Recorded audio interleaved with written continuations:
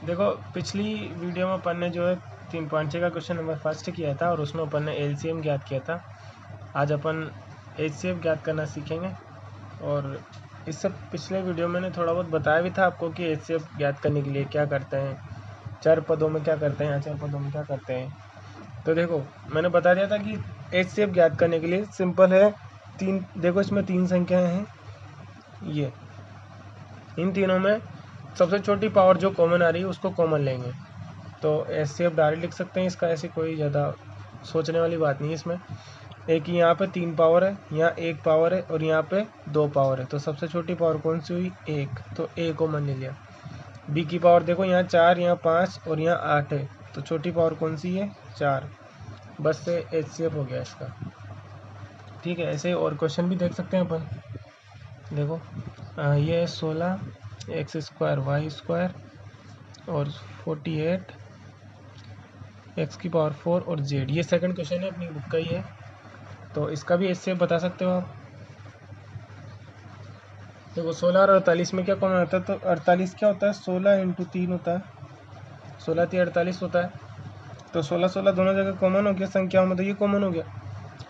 और चार पदों में देख लो, एक्स की 2 पावर यहाँ, 4 पावर यहाँ, मतलब 2 पावर छोटी है, इसको कॉमन ले लिया। वाई उधर है ही नहीं और जेड इधर है ही नहीं, तो बस और कुछ भी कॉमन नहीं आएगा। ये आंसर है इसका।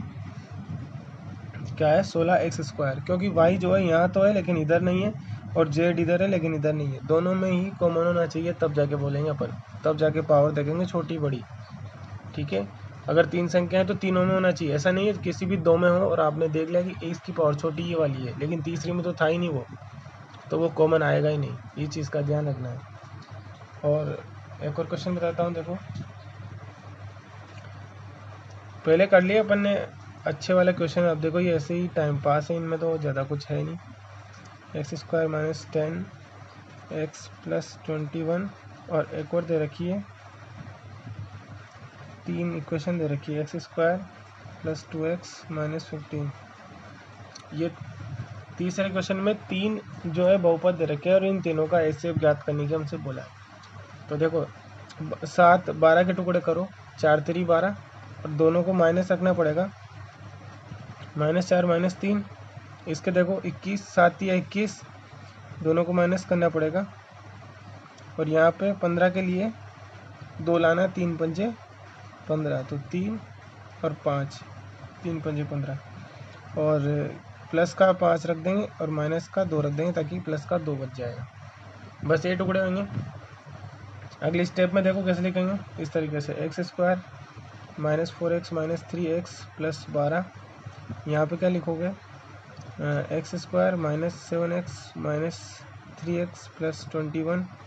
यहाँ क्या लिखोगे? X square minus 3x plus 5x तो माइनस के 15। इस तरीके से यहाँ लिख देंगे। ठीक है, अब देखो यहाँ से भाई दो में से कॉमन लेंगे, एक्स कॉमन लोगे यहाँ पे इस जगह पे, तो क्या बचेगा? एक्स माइनस 4, और यहाँ पे माइनस का 3 कॉमन लो, यहाँ भी एक्स माइनस 4 बच जाएगा। ऐसे ही यहाँ देखो एक्स कॉमन लो तो एक्स माइनस 7, और माइनस का 3 कॉमन लो तो एक्स माइनस 7 यहाँ बच जाएगा। ऐसे ही यहाँ पे एक्स कॉमन ले लो तो एक्स माइनस 3 यहाँ बचेगा, और इधर प्लस का 5 कॉमन ले लोगे तो एक्स माइनस 3 यहाँ बच जाएगा। सेम ब्रैकेट बनता है, ज़्यादा कुछ सोचने की जरूरत नहीं है इसमें। ठीक है, तो एक्स माइनस 4 पूरा कॉमन, तो एक दूसरा ब्रैकेट बनेगा एक्स माइनस 3 का। ऐसे यहाँ एक्स माइनस 7 पूरा कॉमन, तो एक ब्रैकेट बनेगा एक्स माइनस 3 का, और यहाँ पे पूरा एक्स माइनस 3 कॉमन, तो एक्स माइनस 5 प्लस 5 का एक ब्रैकेट ये बन जाएगा। ठीक है, अब देखो तीनों संख्याओं के गुणनखंड कर लिए, पता लग ही रहा है अपन को कौन सा गुणनखंड कॉमन है। तो यहाँ लिख देंगे ये इस तरीके से, एचसीएफ इक्वल टू क्या कॉमन है, जो कॉमन है उसको हाईलाइट कर देता हूँ। देखो मैं ये कॉमन है देखो, और अगले में सब में एक्स माइनस 3 कॉमन है, ये देखो, और यहाँ पे भी एक्स माइनस 3 यही कॉमन है। तो बस ये हमारा आंसर आ जाएगा, एक्स माइनस 3 कॉमन है, और ये हमारा क्या है? एचसीएफ है। बस आंसर। इस तरीके से करने हैं क्वेश्चन, बाकी के भी कर सकते हो आप, ऐसी कोई वो बात नहीं है। आगे देखो इसमें आगे और क्या दे रखा है अपन को। तो क्वेश्चन नंबर 3 देखो कि यदि ux कोई भी एक फंक्शन दे रखा है, बहुपद दे रखा है, x का फंक्शन है ना, x का बहुपद है, वो क्या है एक्स स्क्वायर x माइनस 1 का होल स्क्वायर है, और vx दे रखा है एक्स स्क्वायर माइनस 1। तो संबंध जो है इस ये LCM into HCF equal to ये होता है दोनों संख्याओं का गुणा। इसके सत्यता की जांच कीजिए। ये देखो मैं थोड़ा सा बता देता हूँ, और इसमें बेस 4th क्वेश्चन है और 5th भी उसी पे बेस है। तो वो चीज़ क्या है तो वो देखो, एक नोट ध्यान रखना है आपको, ठीक है। और नोट क्या है वो देखो, इम्पोर्टेंट नोट है, देखो याद रखना है सभी को। क्या नोट है कि कोई भी दो संख्याएं हैं, जैसे मान लिया दो संख्याएं,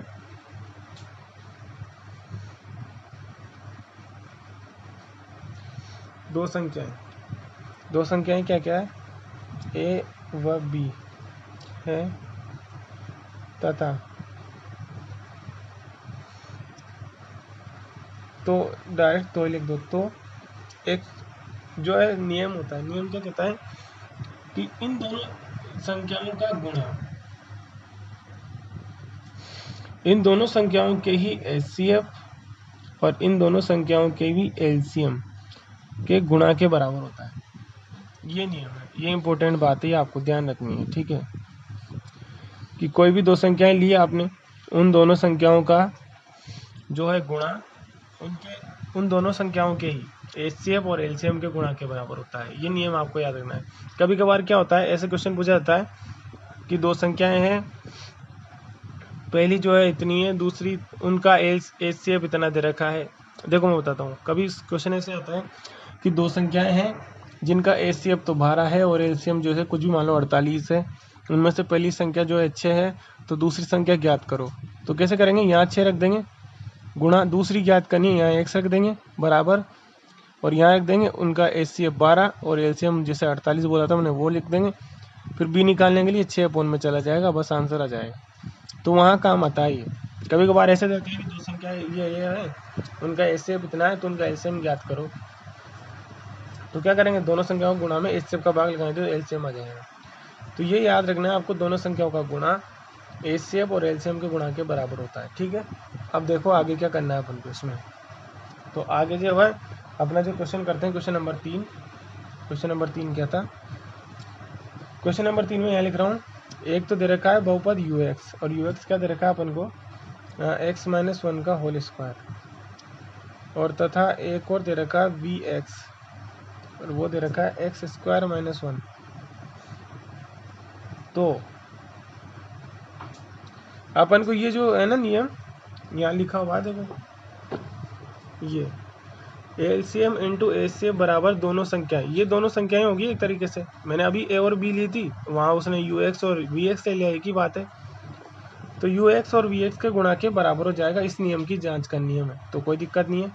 सबसे पहले हम क्या कर रहे हैं, इनके गुणनखंड कर लो, टुकड़े कर लो। तो यूएक्स के टुकड़े क्या हो जाएंगे, ये होल स्क्वायर है मतलब इसको 2 बार लिख देंगे। कोई भी यहाँ पे होल स्क्वायर ओपन नहीं करेगा, मूर्ख होगा कोई जो इसको होल स्क्वायर ओपन करेगा, क्योंकि हमें ब्रैकेट बनाने गुणनखंड करते टाइम इसको ओपन नहीं करते हैं, वो प्रसार होता है, प्रसार नहीं करवा रहा है यहाँ पे कोई, आपसे गुणनखंड करने हैं यहाँ पे, ठीक है। तो बस इसको ही 2 बार लिख दो। और ऐसे अब यहाँ देखो, यहाँ गुणनखंड बनाने पड़ेंगे, ये प्रसार रूप दे रखा है एक्स स्क्वायर माइनस ए स्क्वायर का, मतलब ए स्क्वायर माइनस बी स्क्वायर का। तो इसको ऐसे लिख देंगे, एक्स स्क्वायर माइनस 1 का भी स्क्वायर लिख दिया। और अब देखो ये इसमें एक स्टेप और आ जाएगी, ए स्क्वायर माइनस बी स्क्वायर क्या होता है, ए प्लस बी और ए माइनस बी। गुणनखंड करने हैं हमें, कर लिया गुणनखंड। अब इन दोनों का एचसीएफ और एलसीएम लिख दो, ये एचसीएफ और ये एलसीएम दोनों लिख दो।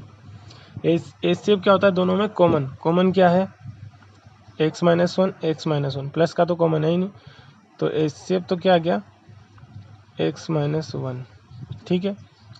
और एलसीएम क्या होता है, किसी भी एक का गुणनखंड लिखो और बाकी का बचा हुआ लिख दो। इसका गुणनखंड लिख रहा हूँ मैं, x minus 1 into x minus 1, और बाकी क्या, इसका क्या रह गया, एक्स माइनस 1 तो आ चुका है, एक्स प्लस 1 रह गया, तो इसका एक्स प्लस 1 भी लिख दो।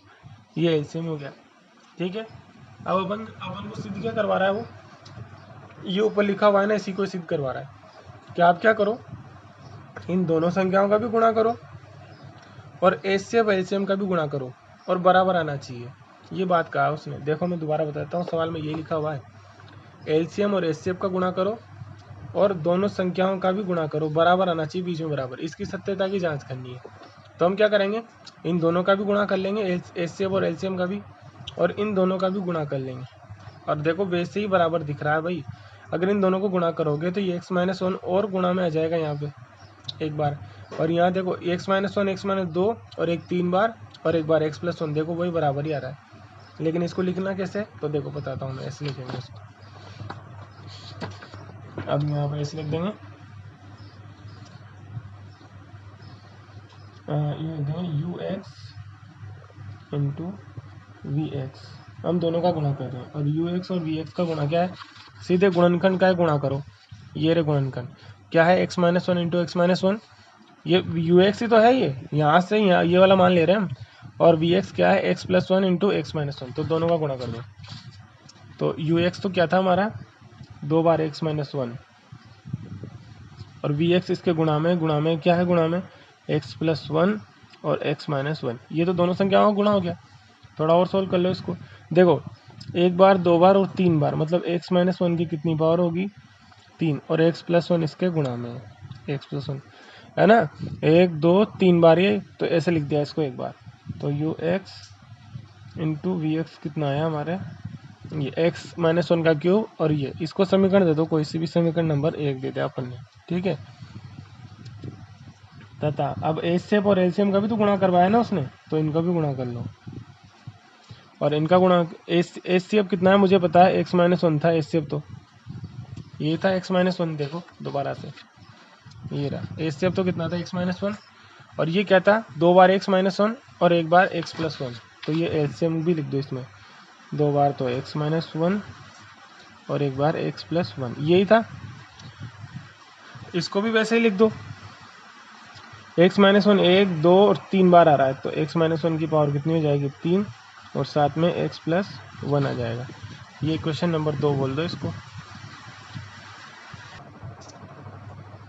तो इक्वेशन फर्स्ट और सेकंड देखो एक जैसी है, ये x-1 का क्यूब और इंटू x+1 और x-1 का क्यूब और x+ सेम है, तो इसकी RHS कहते हैं अपने HCF इंटू LCM। तो देखो ये वाली इक्वेशन है, इसकी LHS इस वजह से ux और vx का गुणा किसके बराबर आ गया, इस LCM HCF इंटू LCM के गुणा के बराबर, और ये सिद्ध करवा रहा था, तो ये HP, बस आंसर आ गया। दोनों इक्वल करने थे, इक्वल कर दिए अपन ने। अब ऐसे कैसे, देखो क्वेश्चन नंबर 4 देखो कि 2 व्यंजकों का गुणनफल इतना है, ये इस तरीके से, यदि इन व्यंजकों का महत्तम समापवर्तक HCF x+6 है तो LCM ज्ञात करो। मैंने बोला था अभी ऐसे ही क्वेश्चन करवाएगा। क्या क्वेश्चन करवा दिया उसने कि 2 व्यंजकों का गुणा जो है वो दे रखा है और HCF भी दे रखा है, LCM पूछा है। तो LCM यहाँ से देखो, 2 व्यंजक, देखो मैं क्वेश्चन बताता हूँ 4 नंबर। 2 व्यंजक जो भी दे रखे हैं वो ले लिया, एक तो A है और दूसरा क्या है, B है, और एक चीज़ क्या दे रखी है उनकी, HCF भी दे रखा है उनका, और LCM ज्ञात करवा रहा है हमसे, ठीक है। तो हम क्या करेंगे, एक बात हम जानते हैं,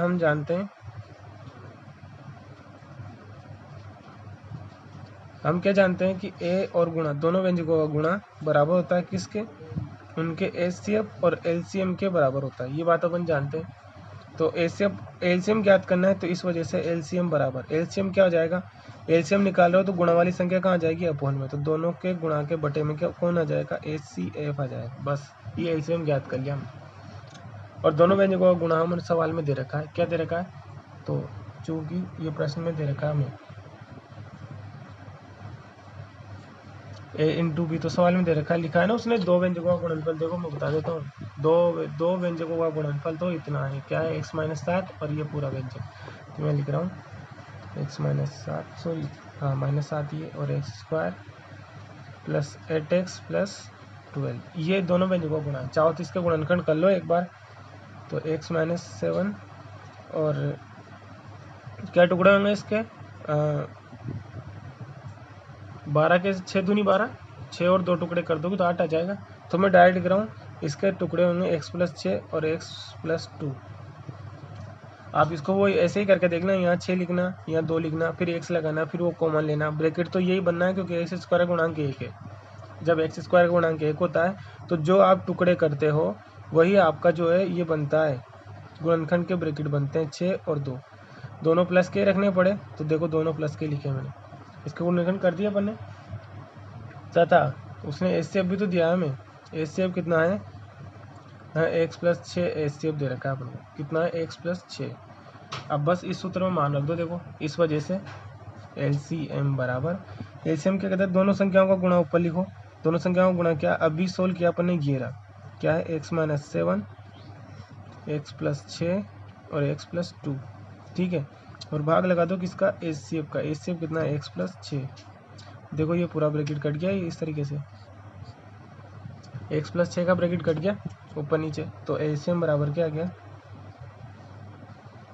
x माइनस 7 बचा एक तो, और एक क्या बचा, x प्लस 2 बचा, बस ये आंसर आ गया।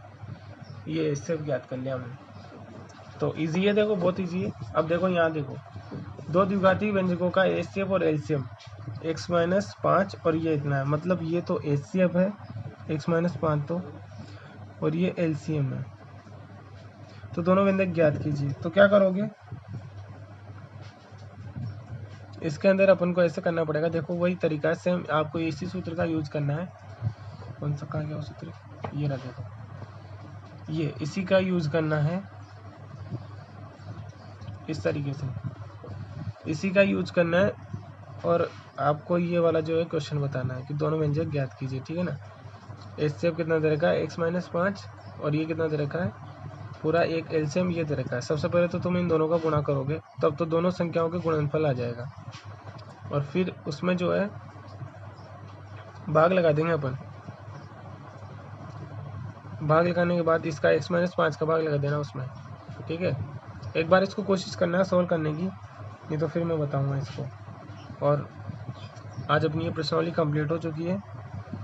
अब इसके बाद अपन पढ़ेंगे प्रश्नावली 4, जो कि ग्राफ वाली प्रश्नावली। तो सब लोग जो है ग्राफ जरूर खरीद लेना, मुझे ये बताना जरूरी, इस वजह से मैं क्वेश्चन नहीं बता रहा हूँ पाँचों। देखो इधर टाइम भी हो गया वीडियो का, तो क्वेश्चन नंबर जो प्रश्नावली 4 है उसके अंदर सभी को ग्राफ सब लेके आना है। ग्राफ ऐसा नहीं है बाद में पढ़ेंगे इसको, ऐसा नहीं है बिल्कुल।